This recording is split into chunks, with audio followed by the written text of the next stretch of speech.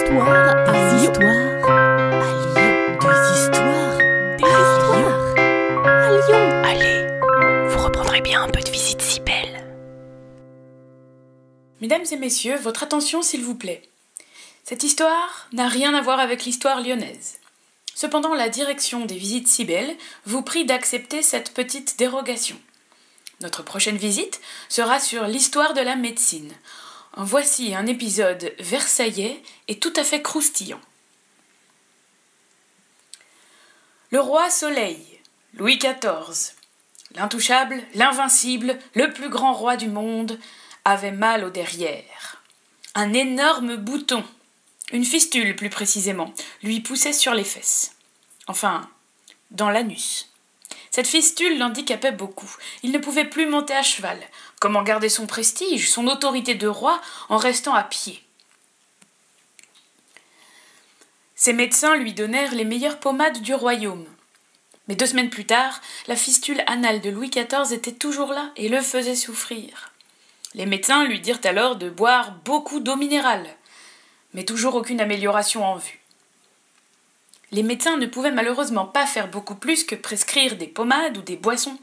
Il était formellement interdit pour eux de toucher le sang ou de pratiquer des opérations. Les médecins étaient des savants qui avaient lu les grands philosophes antiques comme Aristote. Ils parlaient latin et ils n'avaient pas besoin d'ouvrir un corps pour savoir comment il l'était fait. Ils savaient. Louis XIV, lassé de l'inefficacité de ses médecins, fit alors venir son barbier. Les barbiers étaient aussi chirurgiens. Contrairement aux médecins, ils avaient le droit d'opérer les corps, de toucher le sang. De plus, ils possédaient les meilleures et les plus fines lames que l'on puisse concevoir. Les barbiers chirurgiens faisaient toutes sortes d'expérimentations que ne faisaient pas les médecins, et ils connaissaient parfois bien mieux le corps humain que les médecins. Malheureusement pour eux, ils ne parlaient pas latin, ils n'avaient pas fait de grandes études, ils étaient totalement déconsidérés et très mal payés. Le chirurgien du roi, un certain Félix, fut donc appelé. Ce jour-là, personne d'autre ne fut admis dans la chambre du roi. Le roi baissa son pantalon, se mit à genoux sur le lit et présenta son royal postérieur au chirurgien qui l'ausculta attentivement. Avec une grande assurance, Félix répondit au roi qu'il pouvait l'opérer et le délivrer de cette souffrance. Le roi lui dit « Félix, je compte sur vous. » Il sortit de la chambre et son assurance fondit d'un coup. Il se mit à trembler de tous ses membres. Il avait promis au roi qu'il le sauverait.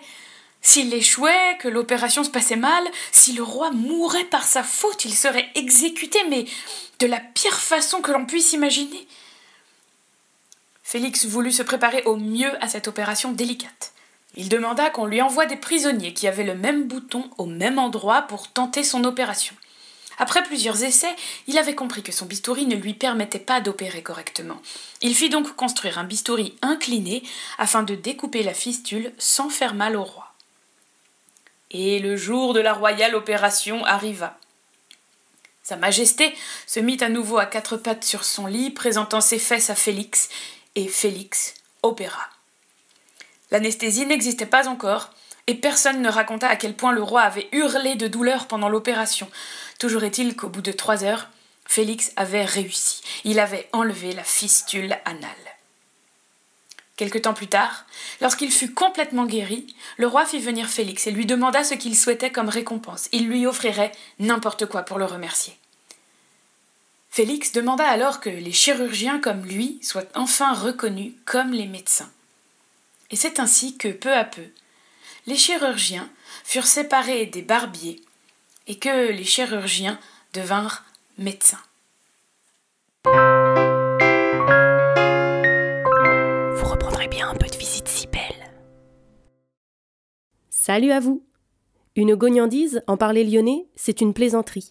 Ce podcast d'histoire, de légendes et de gognandises lyonnaises est proposé par les Visites si belles, visites théâtralisées et contées à Lyon.